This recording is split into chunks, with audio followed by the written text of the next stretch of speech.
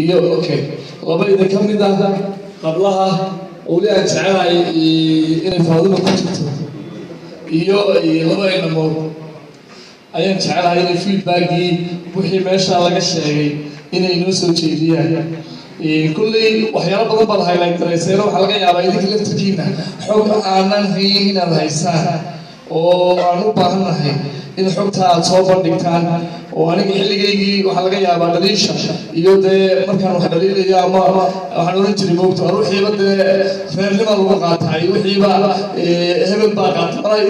casrigiina inay ka duwantaan u malaynayaa balqaabka shaqooyinka iyo qaabka wax u dhalayshaan ee dee kambaniyada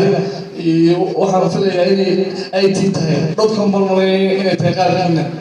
marka waxaan jecelahay laba inamood iyo laba hablood oo challengeska si qurux badan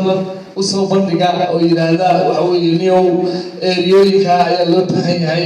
inay dee haddii beed maayo wax laga qabto oo la ilaaliyo transparency oo la ilaaliyo qaabkii shaqada ama the right person